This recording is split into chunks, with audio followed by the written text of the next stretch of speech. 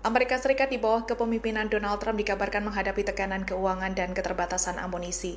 Amerika Serikat disebut mengeluarkan biaya mencapai hingga 35 miliar dolar selama berkonflik dengan Iran. Kondisi ini disebut dialami Amerika Serikat setelah berkonflik dengan Iran selama 38 hari dan sebelum gencatan senjata diberlakukan. Dilansir dari Tribun News, selama periode tersebut, militer Amerika Serikat disebut menghabiskan sekitar 1.100 rudal Chasmer dengan nilai sekitar 1,1 juta dolar Amerika Serikat per unit, Sabtu 25 April. Data internal Pentagon dan laporan New York Times menyebut stok rudal jarak jauh Amerika Serikat kini menurun drastis menjadi sekitar 1.500 unit. Selain itu, lebih dari 1.000 rudal jelajah Tomahawk juga dilaporkan telah digunakan dalam operasi militer. Amerika Serikat juga dikabarkan menembakkan lebih dari 1.200 rudal Patriot untuk menghadapi serangan drone dan roket Iran, dengan setiap unit bernilai lebih dari 4 juta dolar Amerika Serikat. Kondisi ini disebut memicu kekhawatiran Amerika Serikat terhadap ketersediaan persenjataan strategis untuk konflik besar di masa depan. Laporan Center of Strategic and International Studies atau CSIS memperkirakan stok rudal Tomahawk yang tersiksa di Amerika Serikat sekitar 3.000 unit. Jumlah tersebut dinilai tidak mencukupi untuk menghadapi skenario konflik besar, terutama di kawasan Pasifik.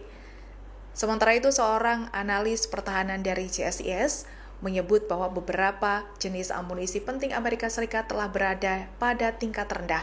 Analis menyebut kondisi ini dialami Amerika Serikat bahkan sebelum konflik dimulai dengan Iran dan kini dikabarkan semakin menipis. Untuk menjaga operasi militer tetap berjalan, Pentagon dikabarkan mengalihkan persenjataan dan personel dari Komando Eropa dan Asia. Kondisi ini dikabarkan menjadi pemicu kekhawatiran terhadap kesiapan militer di wilayah lain. Menteri Pertahanan Amerika Serikat Pete Hegseth menegaskan bahwa konflik di Selat Hormuz tidak hanya menjadi tanggung jawab Washington, tetapi juga melibatkan kepentingan Eropa.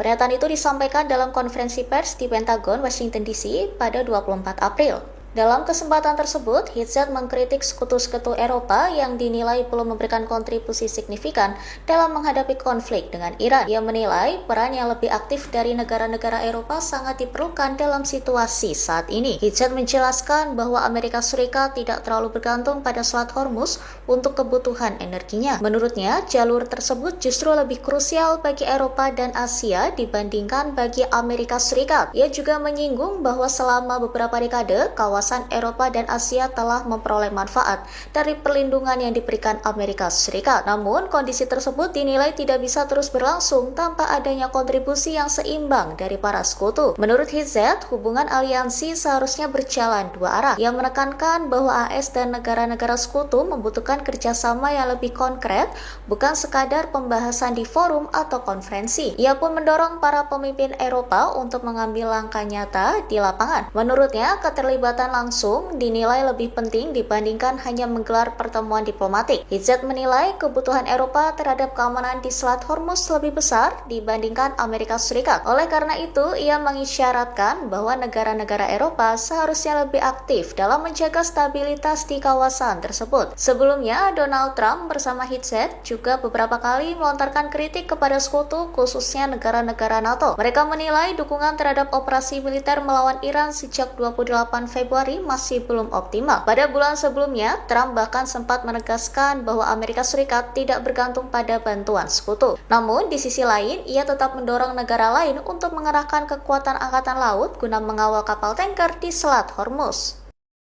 How big are these mine-laying boats? Can they be achieved from fast boats? And I wanted to follow up my last week question about as jet fuel stocks in Europe reportedly are only about 6 weeks left. They get most of their jet fuel from the Gulf. Have any European countries reached out to assist in cordoning off the strait and participating in escorts? I know there's a lot of talks. You saw I would call it a silly conference in Europe last week where they got together and talking about maybe doing something eventually when things are done. Those are not serious efforts yet. We would welcome that. We would welcome a serious European effort to do something about this strait and this passage, considering it's their energy capabilities that are most at stake. I think it's a wake-up call. It's a wake-up call for countries around the world. Either you have capabilities or you don't. Otherwise, you're at the behest of a country like Iran, and the only country that can do something about it is the United States military. Europe and Asia have benefited from our protection for decades, but the time for free riding is over. America and the free world deserve allies who are capable, who are loyal, and who understand that being an ally is not a one-way street. It's a two-way street. We are not counting on Europe, but they need the Strait of Hormuz much more than we do, and might want to start doing less talking and having less fancy conferences in Europe and get in a boat. This is much more their fight than ours.